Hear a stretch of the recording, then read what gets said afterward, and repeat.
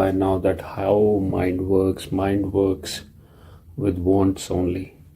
How the system works is whatever we are thinking will get the same kind of emotions on the body. And then also those emotions will turn into feelings. And then there are two kinds of feelings only. So which is body will be comfortable with it and body will not be comfortable with it. So when the body is not comfortable, so body has no means of telling. The way body tells is it uses mind and thinking process. So it becomes a cycle now. So thought process came in your mind regarding something. The mind wants something. There was some desire, some expectation. See, without a desire, without expectation, without a want, you will not be thinking. Thinking is only happening because there is some agenda behind it. You're thinking for some reason. You can always check, be aware of your thoughts. That's the first check, and see what it is thinking, what does it want. So all these things thinking, they will get realized on the body in two ways. Either body will like it or body will not like it. And then when the body doesn't like it, it goes back to mind, and then mind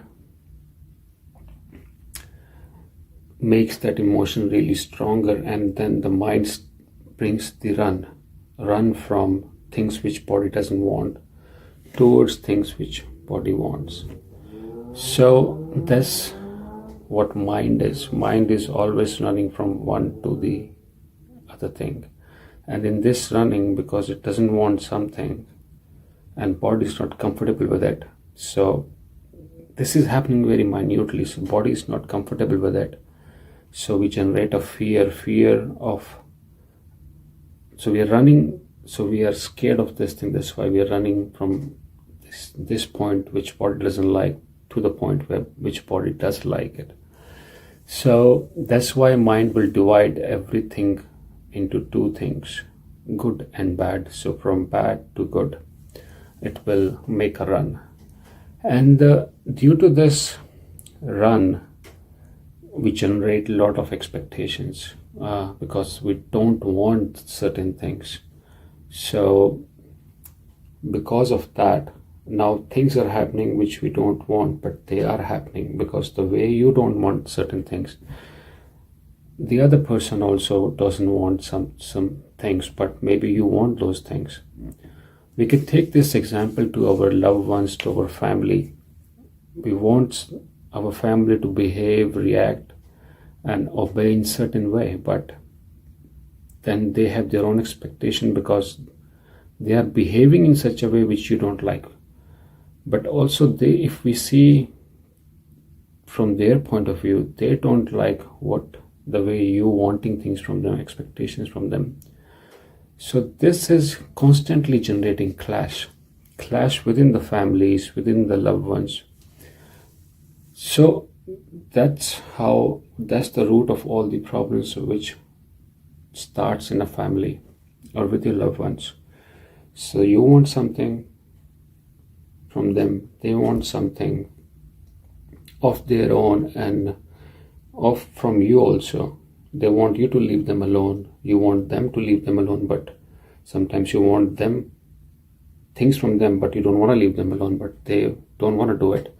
So because that's not comfortable with them, and they want to live their own way, they want to have their own freedom, and your freedom is in a way that you want them to do things your way, and that's your freedom because you are expecting something out of freedom, like I want you to behave in this way, and they can't do it, and their freedom is just I don't want to do that. So there will be a constant clash of things keep on happening in such a way, and then we go through all this stress we put on the body, and then obviously stress on the relationship. And when the other person doesn't behave in such way, so body will have a dissatisfaction, mind will have a dissatisfaction, and then it will generate the emotion of anger or emotion of stress or worry or suffering, and this all will get realized on your body. So whatever your mind is generating, it is not affecting the other person. It is definitely it will affect the relationship, but in terms of who it's affecting the more, it's you, because you want something that's not happening your way. So you're dropping that seed of disappointment, unsatisfaction inside you, and then you go through anger or rage or disappointment. All these emotions, they will keep on building up. So that's how things work. The expectation, the want of the mind, because mind does divide everything into two. But that might not be the case, because what's good for you may be bad for other, and what's bad for them may be good for you. That's why this clash is happening. So this way we just end up, so just because of we are too much involved in mind, we don't know what mind is doing, we end up damaging our own relationship. But if you see a stranger, you want something from a stranger, and stranger doesn't do that thing, so you walk away. That's because there is no expectation, no attachment there. So that's where the problem starts, is just expectation, your needs or desire. See, life is like a negotiation or a play. That's why Krishna said it's a Leela, which is like divine play. If you Google Leela, Krishna Leela, meaning of it, you will see it's a divine play. Life is a divine play. Some things, like you go to a shop, you want something, you have a price in mind, the other person don't want to sell it at that price, so then you negotiate. So in this way, it's a play. Something will happen their way, something will happen your way. So that's why it's a play which is happening. This life is like a play. When you look from things from other people, some things might not happen your way, some things will happen your way. So that's just how it is. It's a divine play. We are inside this divine play. So because there are so many people involved, so many things involved, so that's why you might not get things what you want. But because of that, you're not getting it, you feel unsatisfied, and then that leads to a place where you just start to stress yourself, bring problems on yourself, and obviously we end up damaging this whole relationship. So what's the solution? To live in the oneness. So coming out of mind is the solution. Why? Because mind is dividing everything in two. It cannot take no. That's the biggest problem of a mind. So that's what we call ego, because mind is not ready to accept no for the answer. But if I see it from a third person, either it's yes or it's no. Yes is okay, no is okay. So it's just a no. But mind doesn't like it. It doesn't like the bad things. So, but situations and events are happening in a way that it's happening for everyone. So we need to understand that. We need to understand the mind, and we need to come out of mind. Changing a mindset, or different positive mindset, negative mindset, it will not make any difference unless we are in the mind. We cannot live from the mind, win from the mind. Like if you're living in the water, if you're a water person, water animal, you can't win from the water. Same way, you can't win from mind. Its ecosystem is so vast. Whatever mindset it is, doesn't matter.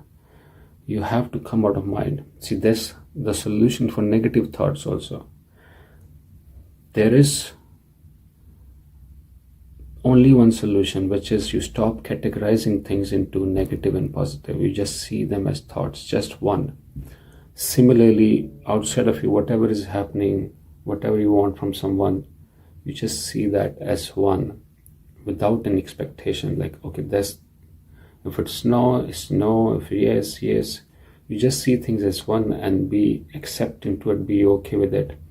And that's why a lot of meditation centers, they put a lot of focus on accepting, because once you are out of mind, you are in this place where you're just okay, and you are in yes. Or if you're not okay, then it will still be no, but you will be okay with no also, and you just either you can walk away or you just be okay with no also. So that's how what mind does. It divide things into two. We have to be aware of what it is doing, and solution is not fighting, not changing the mindset, but bringing a distance from mind. So yeah, hopefully we got some clarity, and we'll see you soon. Thank you.